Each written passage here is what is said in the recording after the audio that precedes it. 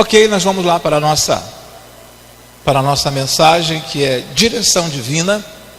Estou completando a 5ª mensagem hoje. A primeira foi: comece onde você está.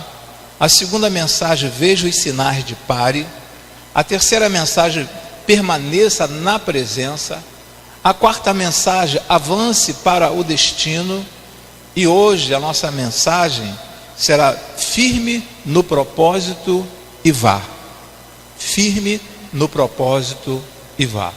A ideia, nós colocamos ali no telão aquela imagem, mas para ter uma visão assim, para entender melhor, foi colocado aqui um painel como se fosse uma estrada, ok? Como se fosse uma estrada, e ali com um sinal, né, ou semáforo, ali não aparece o sinal amarelo, mas se os irmãos prestarem atenção, ali no meio, quando acende aquela luz, é um formato de um coração. O formato de um coração que aparece ali. Então, direção divina. O Senhor, Ele tem uma direção para cada um de nós. Ele tem um caminho para cada um de nós. Ele tem um propósito para cada um de nós. E tudo quanto o Senhor faz é bom, é perfeito, é agradável. Eu quero ler com os irmãos, neste momento, um texto que está lá em Filipenses, Paulo escrevendo ao povo de Filipe. Paulo escreveu lá no capítulo 3, versículo de 12 a 14, escreveu desta forma. Eu estarei lendo um slide, né, da palavra do Senhor, e os irmãos estarão lendo o segundo. São 3 slides apenas, bom? Não que eu já tenha obtido tudo isso, ou tenha sido aperfeiçoado, mas prossigo para alcançá-lo, pois para isso também fui alcançado por Jesus Cristo.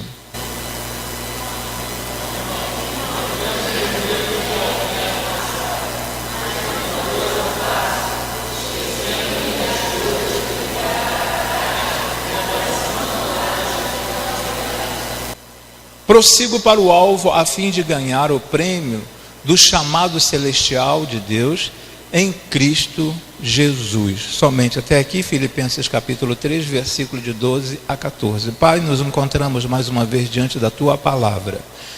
E te suplicamos, ó Senhor, que sempre, quando estivermos diante da Tua palavra, que possamos sentir a Tua presença, ó Senhor Deus.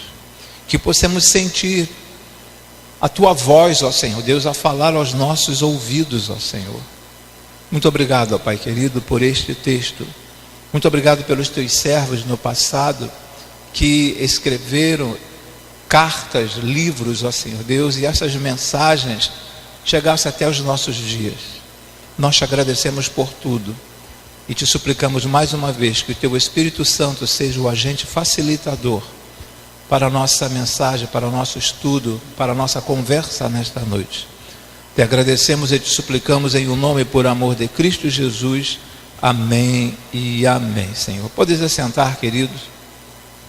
Existe uma frase de Emily Freeman. Emily, ela diz o seguinte: quando você não conseguir ver a mão de Deus, confie no coração dele e vá. Quando você não conseguir ver a mão de Deus, confie no coração dele e vá. Durante os momentos de crise na nossa vida, nós podemos até questionar. Nós questionamos às vezes. Algumas pessoas pensam assim: meu Deus, por que isso está acontecendo comigo? Por que eu sou teu servo, eu sou tua serva? Por que está acontecendo isso comigo? Às vezes bate uma enfermidade, às vezes bate um desemprego, às vezes bate uma dificuldade dentro de casa, e nós falamos assim: meu Deus, por quê? Por que comigo? Mas Emily diz assim: quando você não conseguir ver a mão de Deus, confie no coração dele e vá, porque Deus está no controle de todas as coisas. O texto ainda nos fala, os slides ainda nos falam o seguinte: a forma como reagimos em meio à dor vai determinar como será o nosso futuro. A forma como reagimos em meio à dor vai determinar como será o nosso futuro. Quando você reage de uma forma diferente do que o Senhor Deus espera, eu não sei qual vai ser o futuro que você terá. Mas confiando, conforme eu estava falando aqui, dependendo do momento em que você estiver vivendo na crise, podemos até questionar, perguntar a Deus. Podemos até perguntar: Senhor, o que está acontecendo comigo?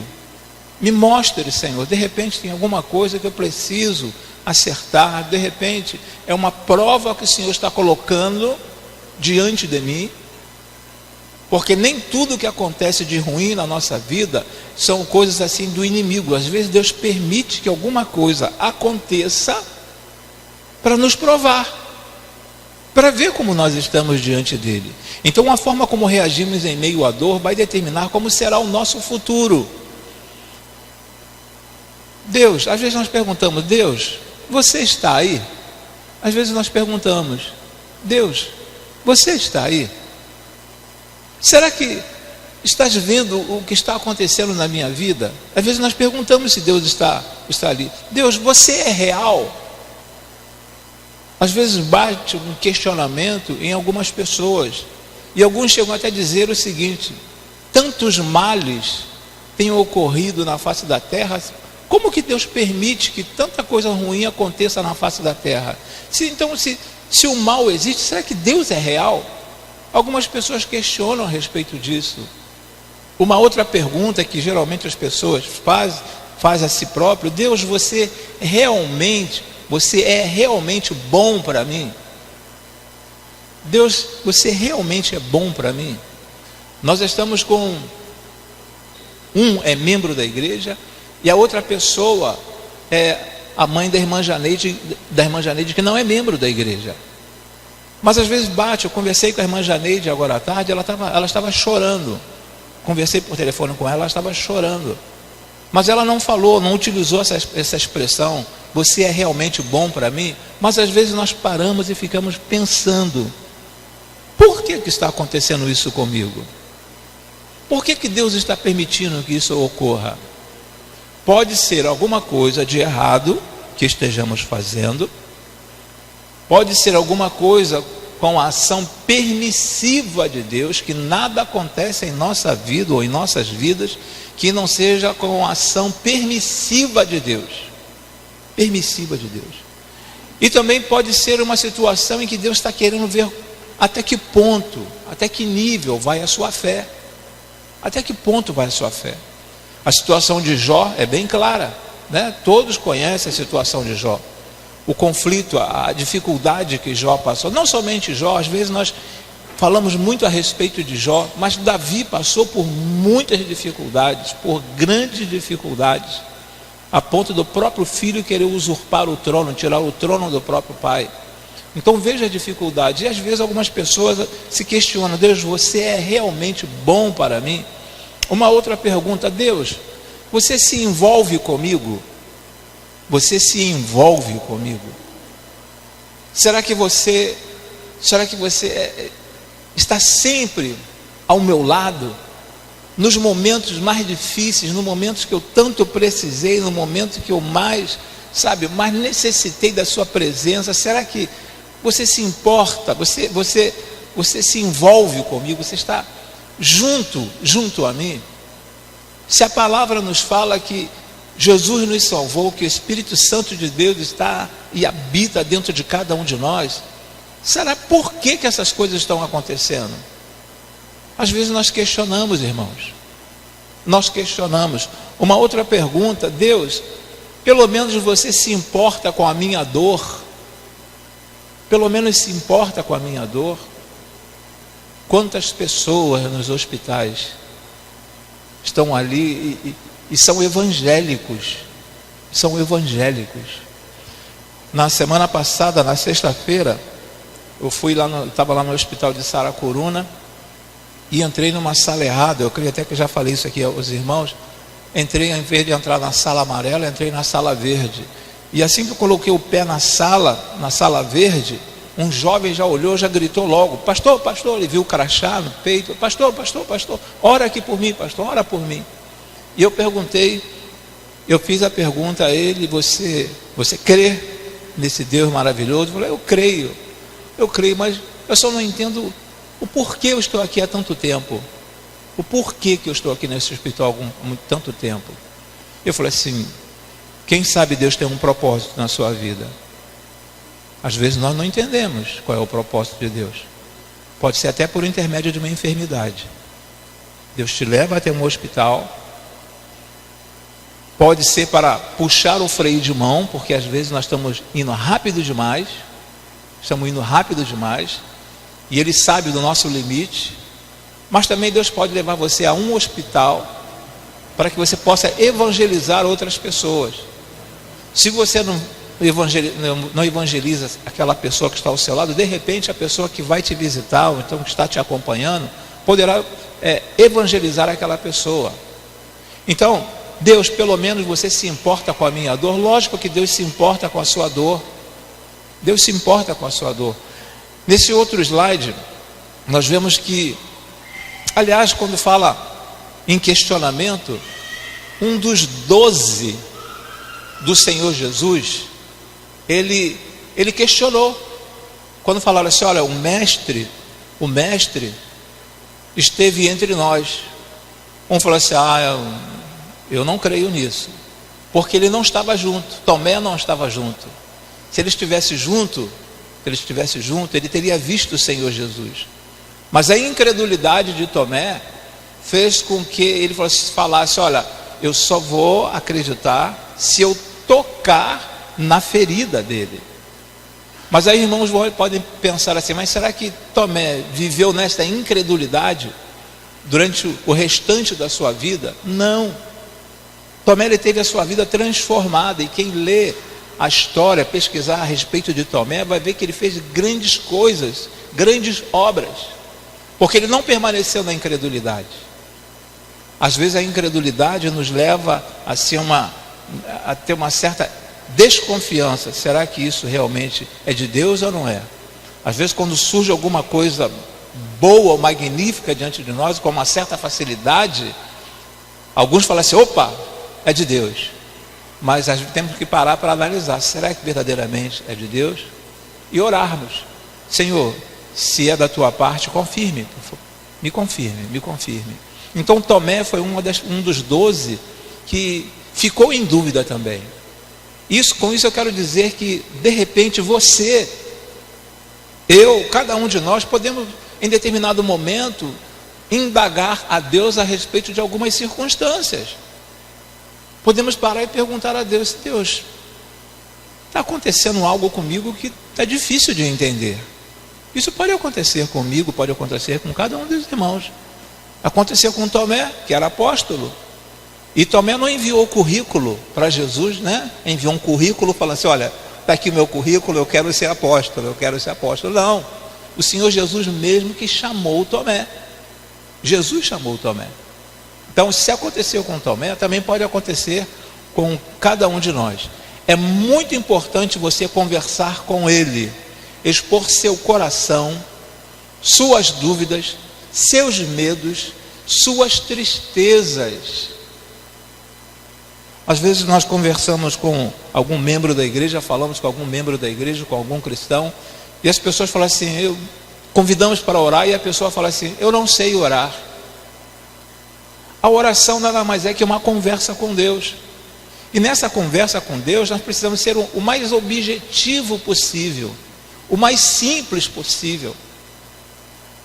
Não é chamar um irmão, sempre chamar o mesmo irmão aqui na frente para orar, porque aquele irmão ora bonito, aquele irmão ora de uma forma que comove o coração das pessoas. Pode comover o coração de alguns irmãos, mas de repente não comove o coração de Deus. Então a oração nada mais é que uma conversa com Deus. Então é muito importante você conversar com Ele, e nessa conversa expor o seu coração. O que você está sentindo? O que você está sentindo? Fale para Ele. Estou me sentindo mal. Mal? Mas que mal é esse? Não, estou sentindo uma dor no corpo. Em que parte do corpo? Fale para o Senhor isso. Coloque para Ele, suas dúvidas. Senhor, me ajuda a elucidar, me ajude, com essas minhas dúvidas. Tira essas dúvidas da minha mente, me ajuda, me dê sabedoria vinda dos altos céus. Me dê sabedoria. Não peça apenas inteligência.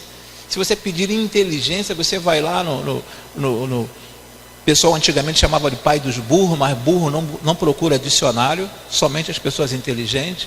Então, você pode ir no dicionário, você pode pesquisar na internet, mas procure assim, tirar as suas dúvidas. Mas tirando as suas dúvidas, não por intermédio desses meios, desses veículos que nós temos aqui, mas pedindo sabedoria ao Senhor.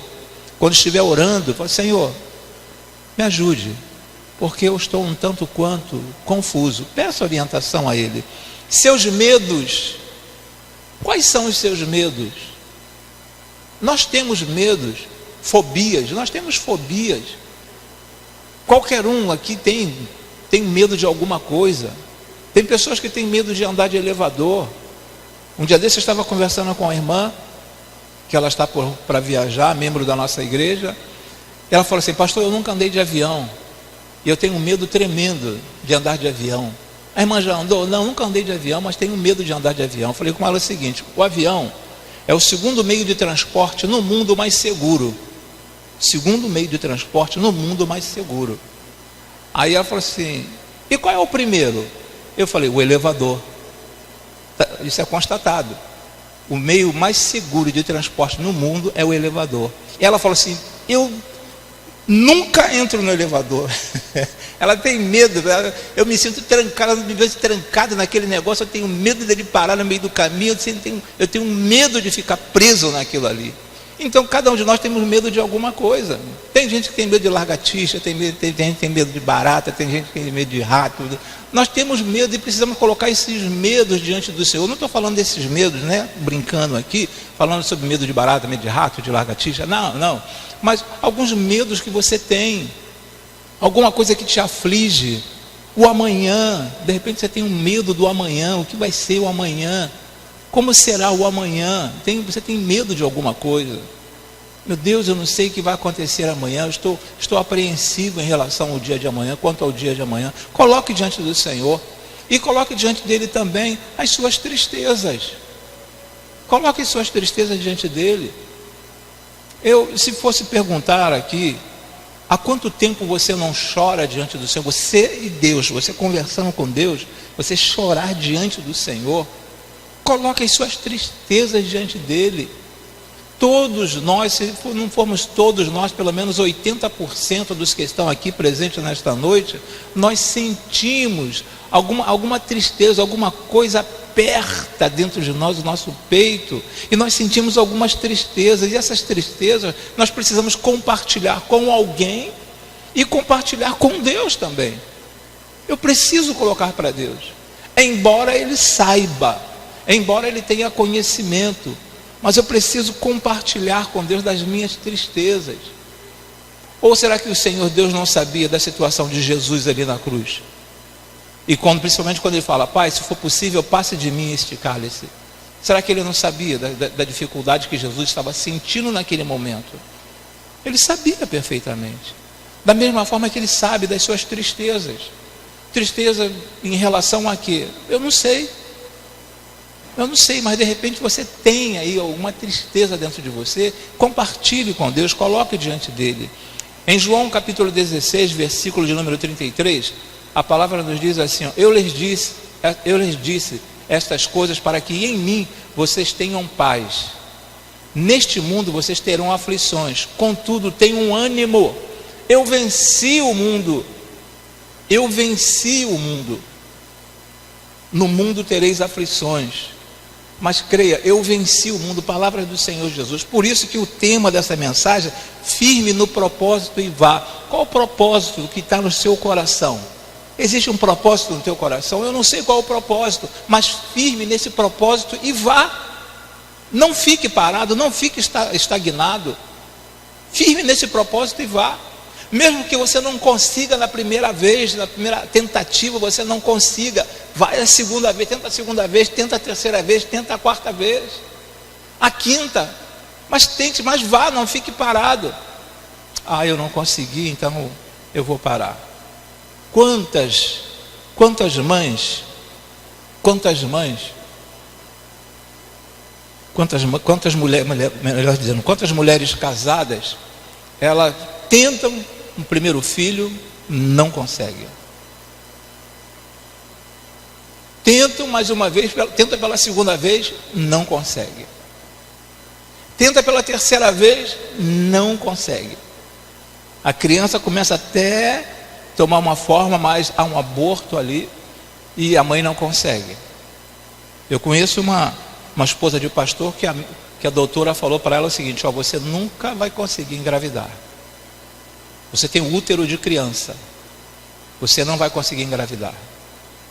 Ela falou assim: olha, palavra da senhora, eu confio na senhora, acredito na sua palavra, mas eu adoro um Deus todo-poderoso. Está com 4 filhos. Está com 4 filhos. Inclusive, um dos filhos já é pastor. É pastor Belídio, o filho do pastor Belídio, né? Então, teve 4 filhos. Então, nós precisamos colocar diante do Senhor as nossas dificuldades, as nossas tristezas. O que te incomoda? O que te aflige? Coloque diante do Senhor. Mas não é colocar diante do Senhor e falar assim: mas será que Ele vai conseguir?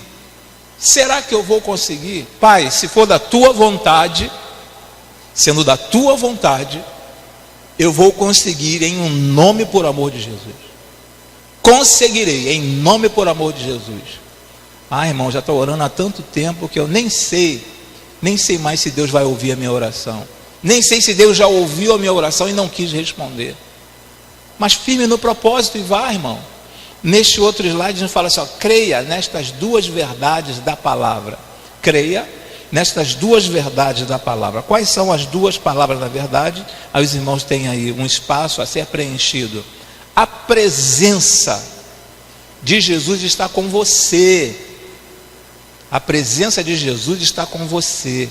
Não importa o quão solitário você se sinta. Não importa o quão solitário você se sinta. Mas Ele está com você. Ele sabe da sua existência. Então eu preciso entender esta situação. Eu preciso crer nesta verdade, nesta primeira verdade. A presença de Jesus está comigo. Eu não estou sozinho. A dificuldade bateu na minha porta, mas eu não estou sozinho.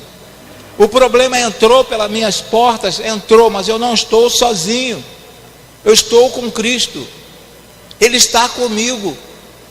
E eu hei de vencer em um nome por amor de Jesus. Então a presença de Jesus está com você. Não importa o quão solitário você se sinta. Às vezes nós precisamos de um ombro para chorar. Às vezes nós precisamos de um ombro para nos acolher, de um acolhimento. Precisamos de um acolhimento por parte de alguém. E às vezes não achamos, não encontramos. Mas eu posso crer que existe um Cristo, existe o Filho de Deus que é capaz de me dar esse acolhimento e me segurar em seus braços, me acolher. Então você nunca estará sozinho.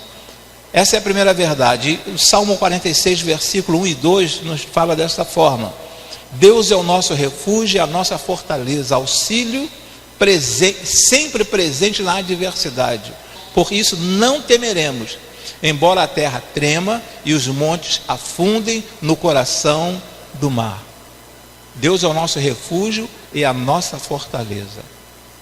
Não importa a dificuldade, irmãos, não importa o problema. Às vezes os irmãos podem falar assim: pastor, o senhor está falando isso porque o senhor não está envolvido no problema que eu estou enfrentando. Não, vocês não sabem qual é o meu problema. Vocês não sabem o que eu estou vivendo. Vocês não sabem, a igreja não sabe. Da mesma forma que eu não sei a dificuldade que de repente você está experimentando. Mas de uma coisa eu sei, que eu não estou sozinho, que Cristo está comigo. Uma coisa eu tenho certeza, que você também não está sozinho, Cristo está com você. Uma outra verdade é o propósito de Jesus permanecerá em você depois que a tempestade passar. O propósito de Jesus permanecerá em você depois que a tempestade passar. O texto bíblico nos fala assim: mas ele me disse, minha graça é suficiente para você. Isso o Senhor Jesus falando para o apóstolo Paulo, quando ali nós lemos que Paulo tinha um espinho na carne. Aí, retornando ao texto, mas ele me disse: minha graça é suficiente para você, pois o meu poder se aperfeiçoa na fraqueza. Portanto, eu me gloriarei ainda mais alegremente em minhas fraquezas, para que o poder de Cristo repouse em mim. Por isso, o amor de Cristo, por amor de Cristo, regozijam-me nas fraquezas, nos insultos, nas necessidades, nas perseguições, nas angústias, pois quando sou fraco é que eu sou forte. Existem momentos em nossas vidas, está registrado lá em 2 Coríntios 12, versículo 9 e versículo 10. Existem momentos em nossas vidas que nos sentimos verdadeiramente fracos, nos sentimos assim abatidos, nos sentimos assim como se nada desse certo. Não vai dar certo, eu não vou conseguir. Mas o apóstolo Paulo, ele diz que, olha, no momento que eu penso que sou fraco, aí é que sou forte. Porque no momento da nossa fraqueza, no momento que você coloca, que nós colocamos diante de Deus, você não está mais sozinho. Nós teremos alguém que estará nos ajudando, pronto a nos ajudar nessas batalhas, nessas dificuldades que se levantam diante de nós. Ele sempre será mais do que você possa suportar. Ele sempre será mais do que você possa suportar. Não aguento mais. Essa é uma expressão que geralmente nós ouvimos muito por aí. Não aguento mais, pastor. Não aguento mais, irmã. Não aguento. Como que você não aguenta? Se nós podemos pegar na palavra essa expressão, ele sempre será mais do que você possa suportar. Na palavra diz que não vem sobre nós nenhum peso pelo qual não possamos suportar, nenhuma dificuldade pelo qual não possamos suportar. Então, dentro dessa frase aqui, ele sempre será mais do que você possa suportar. Não estou aguentando. Como que você não está aguentando? Já compartilhou com Cristo? Já compartilhou com o Senhor Deus essa sua dificuldade?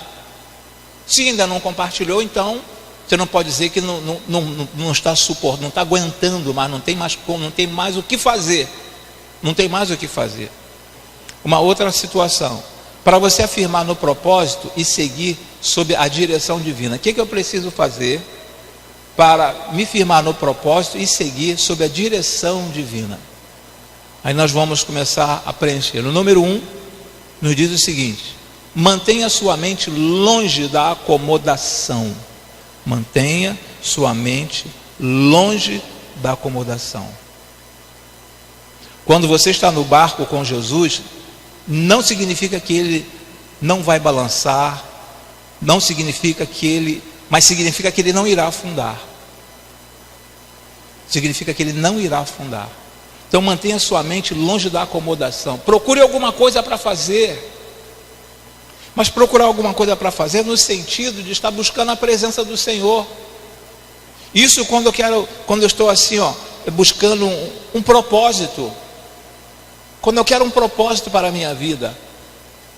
Pastor, qual propósito o senhor está falando? Eu não sei qual propósito que você já traçou para a sua vida.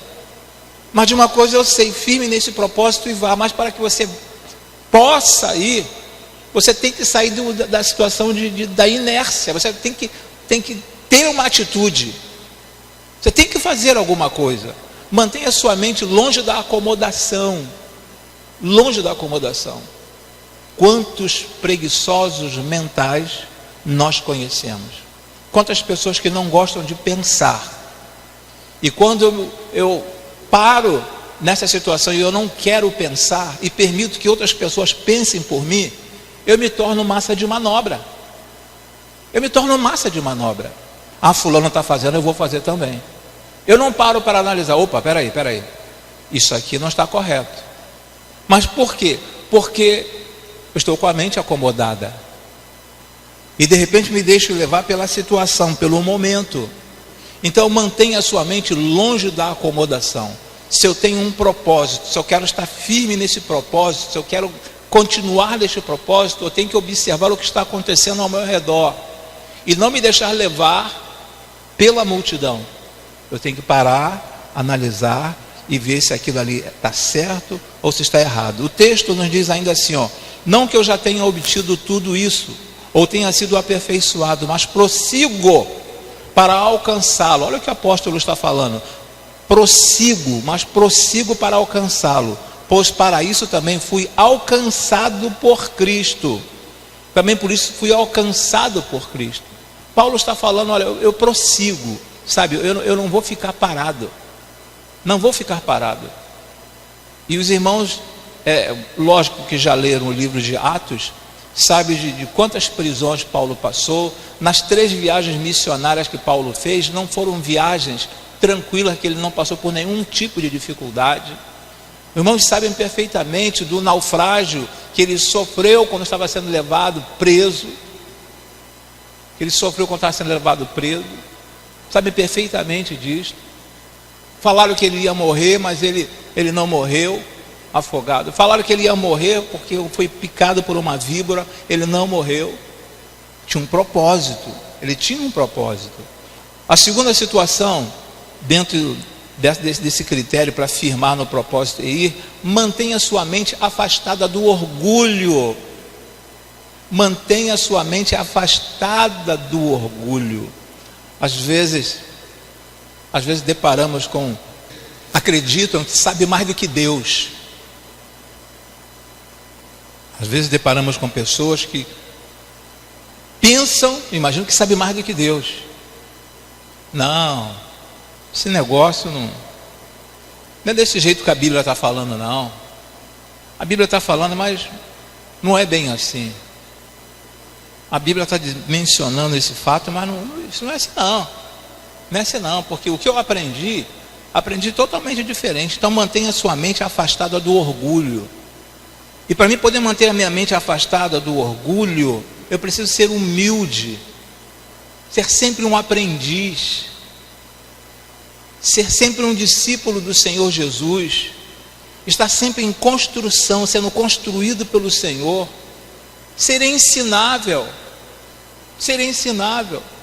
Quantas e quantas pessoas acreditam e pensam assim, olha, eu não vou para a escola bíblica dominical porque, olha quem está dando aula, eu sei muito mais do que essa pessoa que está lecionando, que está à frente da turma.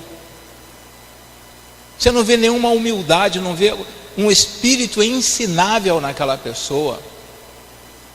Muitos acreditam que conhecem a Bíblia, que sabem a Bíblia. Não, eu sei a Bíblia, eu conheço a Bíblia, mas não senta para aprender. E quem não senta para aprender não tem autoridade para levantar para ensinar, irmãos. Não tem autoridade para levantar para ensinar quem não senta para aprender. Então uma das coisas que eu preciso também, mantenha sua mente afastada do orgulho.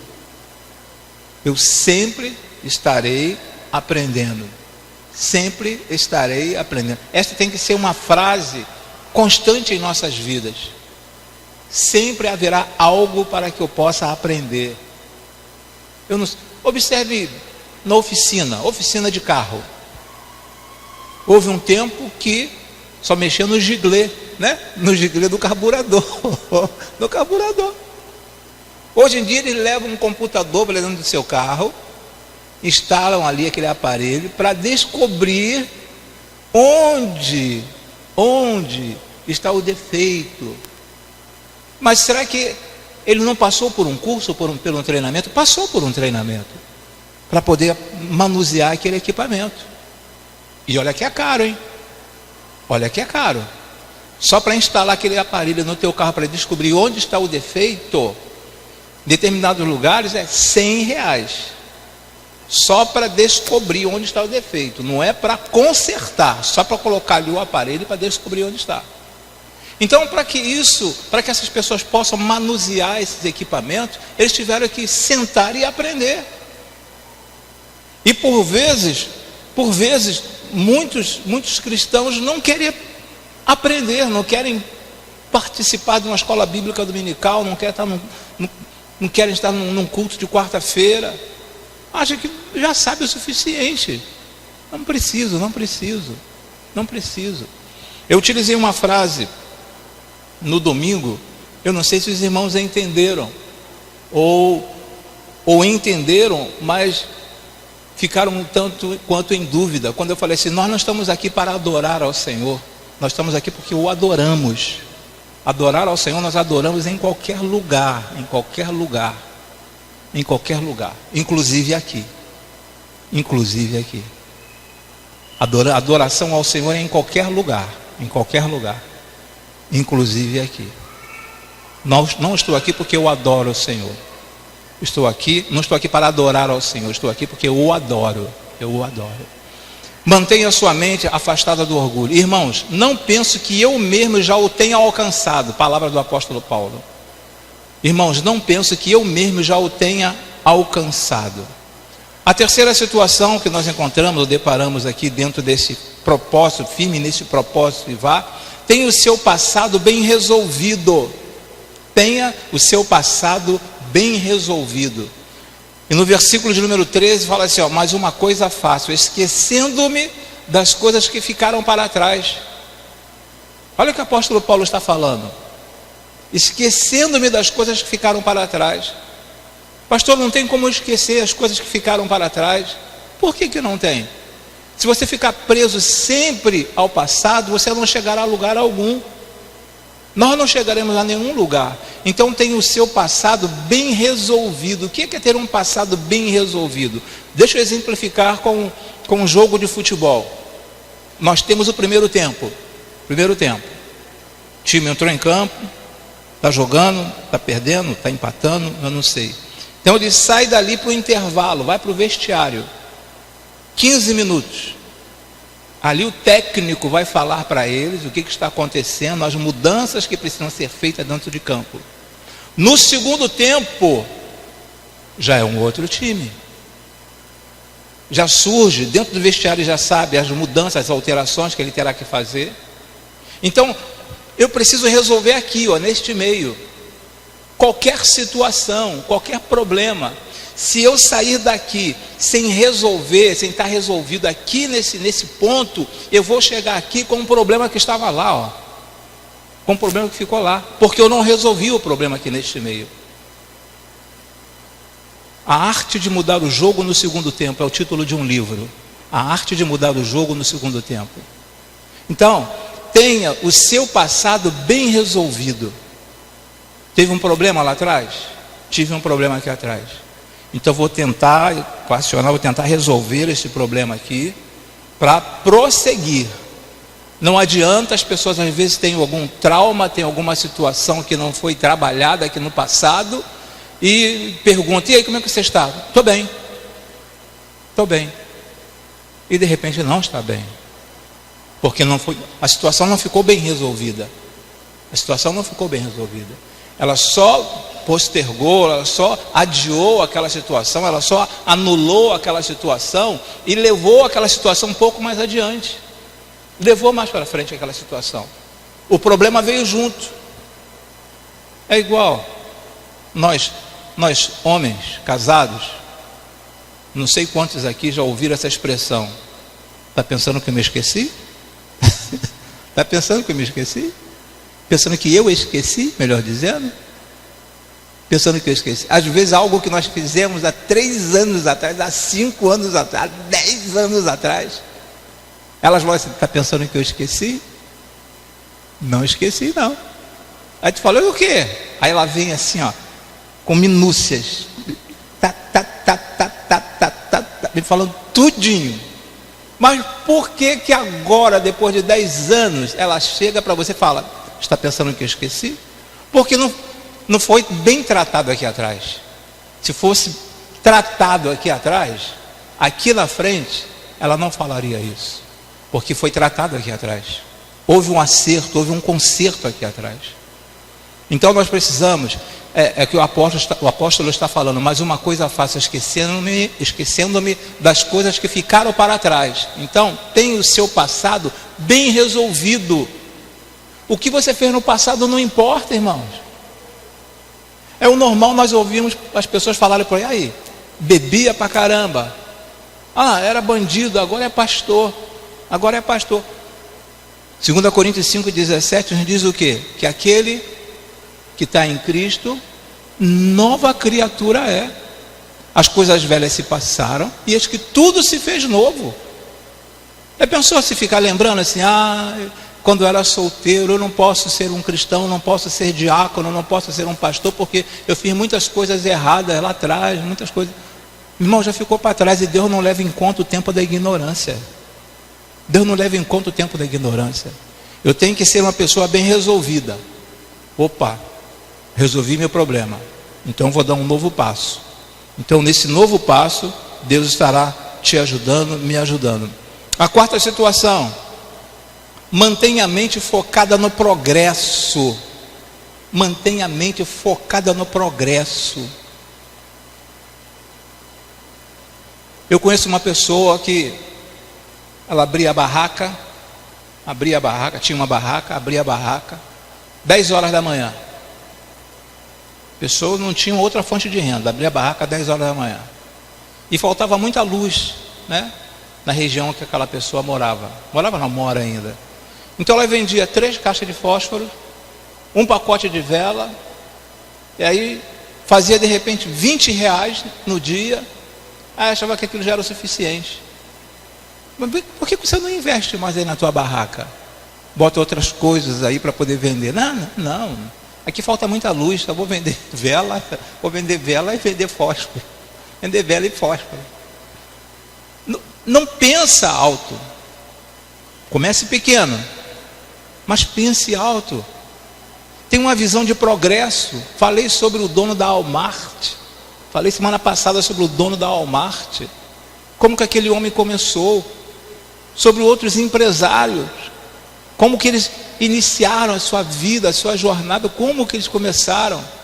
Então mantenha a mente focada no progresso. Quem você é hoje. O que você quer ser. Essa tem que ser a realidade. Eu quero ser isso na minha vida profissional. Estou lutando por isso. Estou focado nisso aqui. E segue em frente, irmão, porque tu vai conseguir ir avançando para a questão adiante. O apóstolo Paulo fala, estou avançando para a questão adiante de mim. Paulo sabia perfeitamente o que estava diante dele. Quinto lugar, tenha sempre o propósito em mente. Tenha sempre um propósito em mente. Qual é o teu propósito? O apóstolo sabia perfeitamente. Ele fala assim, no versículo 14: prossigo para o alvo, a fim de ganhar o prêmio do chamado celestial de Deus em Cristo Jesus. Paulo tinha um propósito.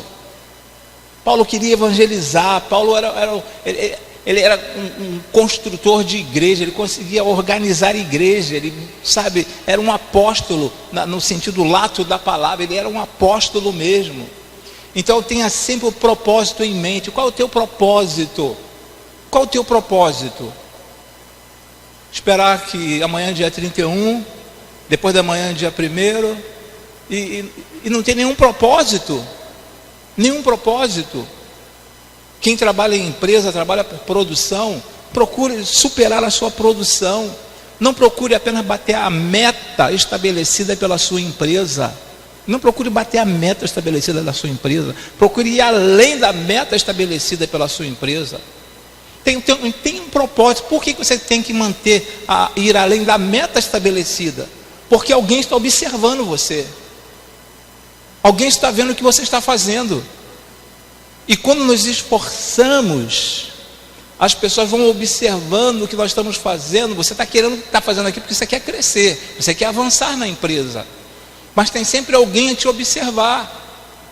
Tem sempre alguém, sempre haverá alguém te observando. E você vai conseguir.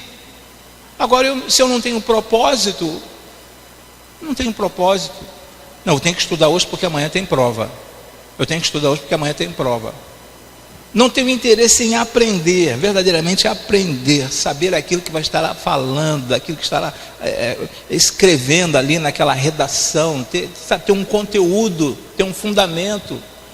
Propósito. Na vida cristã é a mesma coisa. Tem um propósito na sua vida cristã. Tem um propósito. Não queira chegar no final de 2019 da mesma forma como você terminou 2018. Queira estar, lá na frente. Na frente de quem, pastor? Na frente de outros irmãos que ficaram parados no tempo. Eles ficaram parados porque eles quiseram. Mas você tem que esforçar para prosseguir, para conhecer um pouco mais da palavra. Às vezes você vai conversar com o irmão não sabe o que é Velho Testamento, não sabe o que é Novo Testamento, com 15, 20 anos de igreja. Quando é novo convertido, até 5 anos de vida cristã, alguns até 5 anos de vida cristã, a pessoa ainda fica um pouco em dúvida. Peraí, isso aqui é antigo ou velho? Antigo ou novo? Antigo ou novo? Mas com 20 anos de vida cristã não sabe o que é se um livro está no Antigo Testamento ou está no Novo Testamento? Com 20 anos. Francamente, parou no tempo.